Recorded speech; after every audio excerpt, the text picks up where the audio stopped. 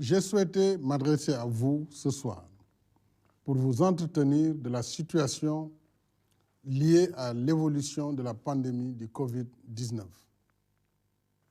Vous le savez, dès l'apparition du premier cas le 2 mars dernier, le gouvernement a mis en place une stratégie de contingentement de la maladie que nous avons ajustée au fur et à mesure de son évolution.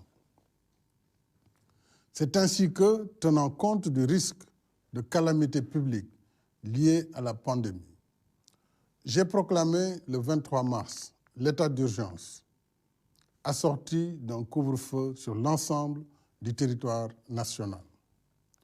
Plus de 2 mois après, et malgré le rythme de progression de la maladie, notre système de santé s'est montré résilient face à une pathologie pourtant inédite et particulièrement contagieuse. Nous le devons surtout à la compétence et au courage remarquable de notre personnel de santé. Les propos poignants de malades guéris en sont les meilleurs témoignages. Je renouvelle nos chaleureux remerciements et notre profonde gratitude au corps médical, paramédical et au personnel de soutien, tous engagés jour et nuit dans une bataille risquée contre une maladie vicieuse encore largement inconnue. C'est pourquoi je tiens particulièrement à la protection des personnels de santé.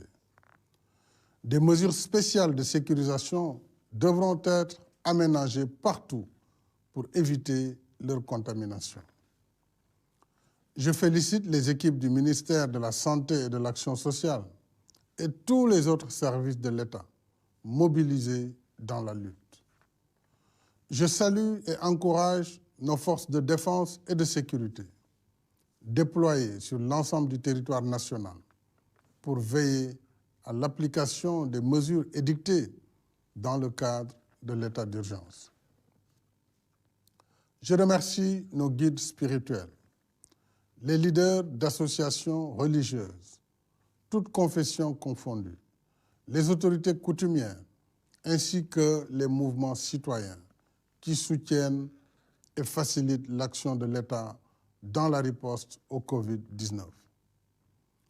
Je prie pour le repos de l'âme de nos morts du Covid-19, d'ici et de la diaspora. Je présente nos condoléances émues à leurs familles éplorées.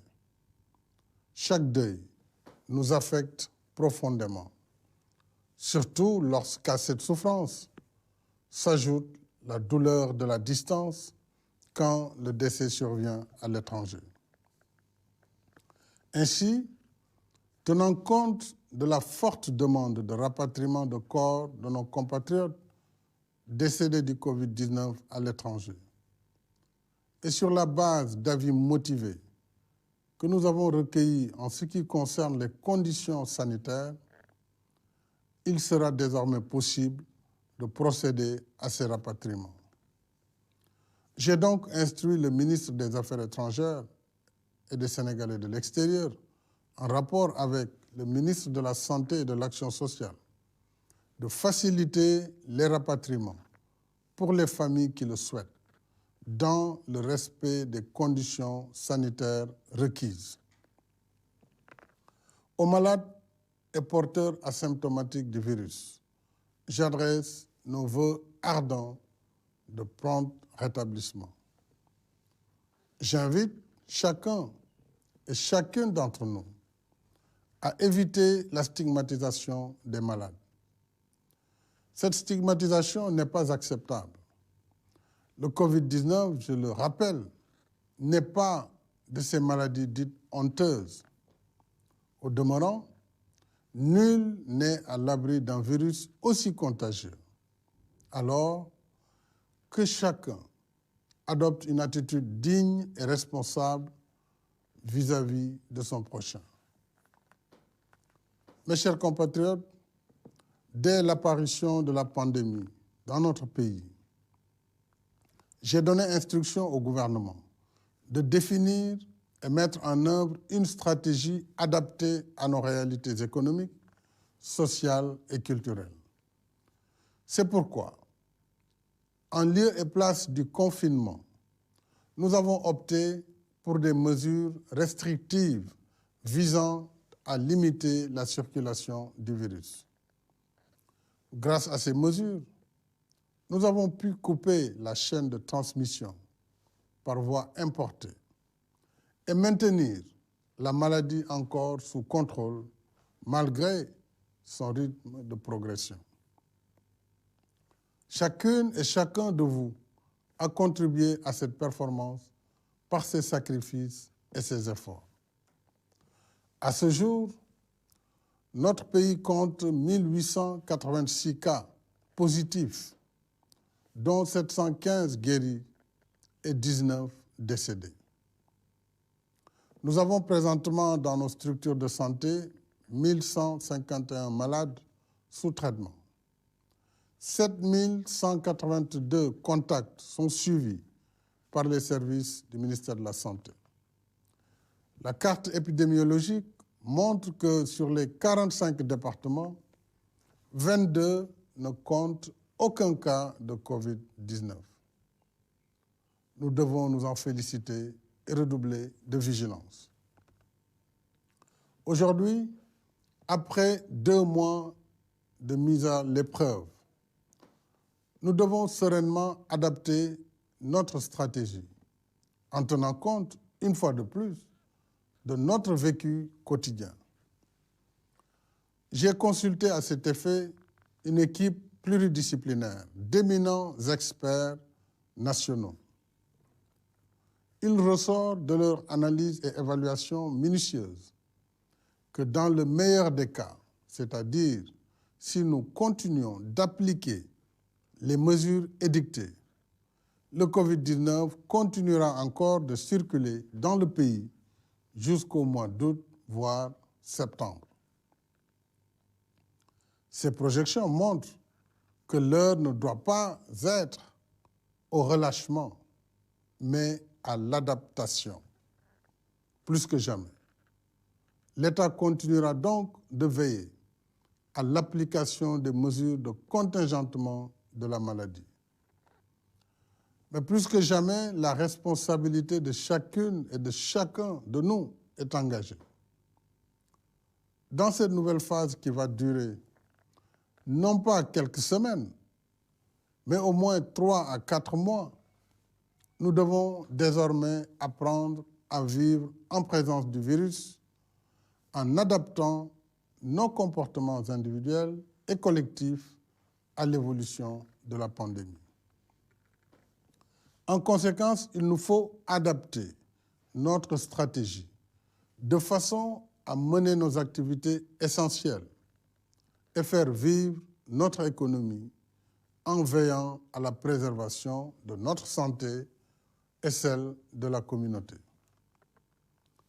Au regard de ces considérations, j'ai décidé de l'assouplissement des conditions de l'état d'urgence comme suit. À compter du mardi 12 mai 2020, les horaires du couvre-feu seront de 21h à 5h au lieu de 20h à 6h.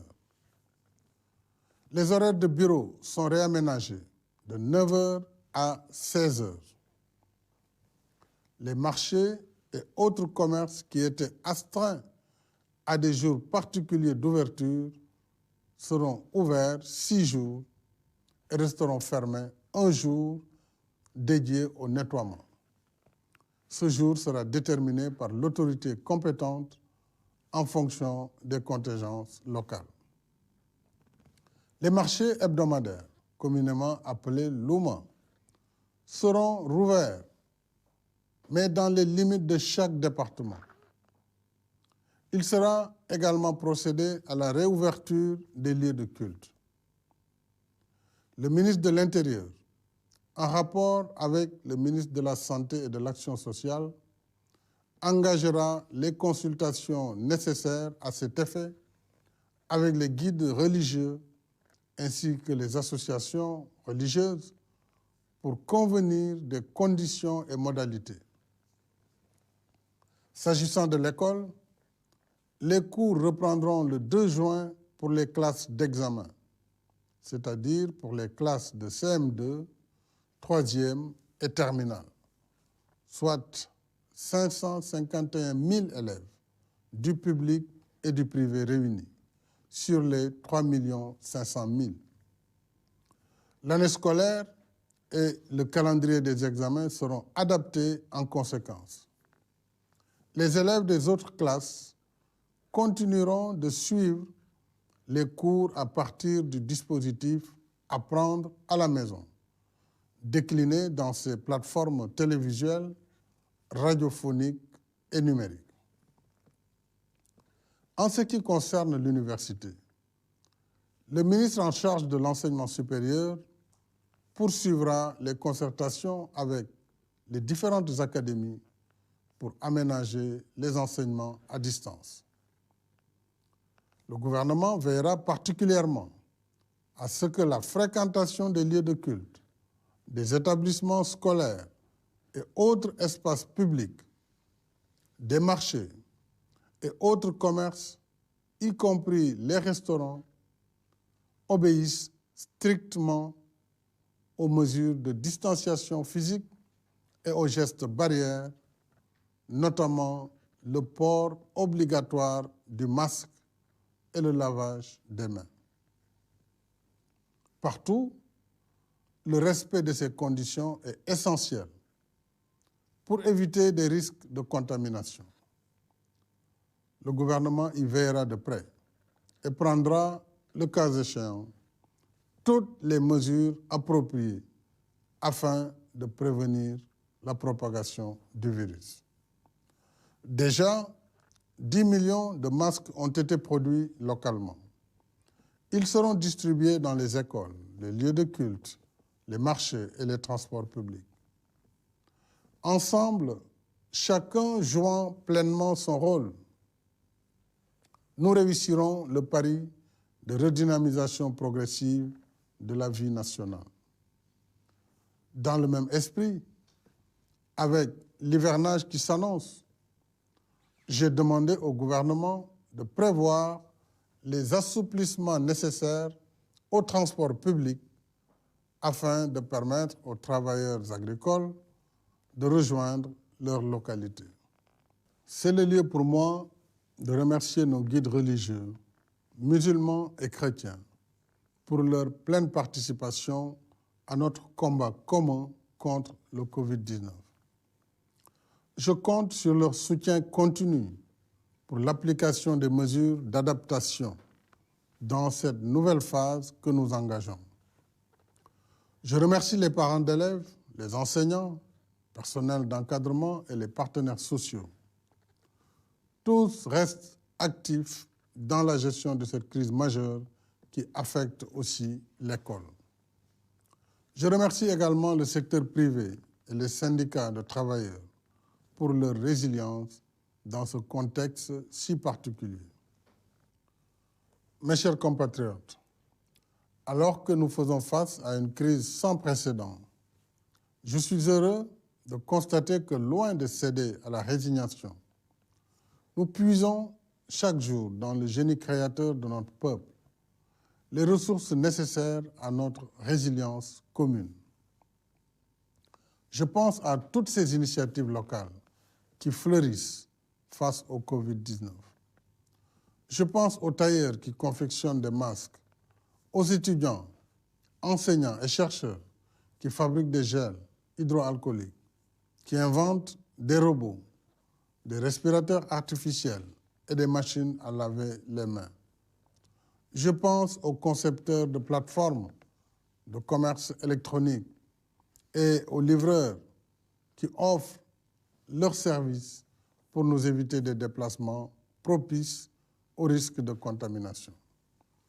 Toutes ces compétences et ces savoir-faire locaux nous parlent pour nous dire que rien ne peut épuiser la force mentale d'un peuple résolu à affronter les épreuves et maîtriser son destin. Dans le plan de relance de l'économie nationale post-Covid-19, j'ai la ferme intention de soutenir toutes ces énergies positives et toutes ces intelligences créatives parce qu'elles portent les promesses généreuses d'un futur plus moderne et plus prospère. Alors, restons mobilisés et confiants, mes chers concitoyens. Restons mobilisés, unis et solidaires pour baliser la voie du futur, celle de l'endurance et du succès au bout de l'effort. Bonsoir.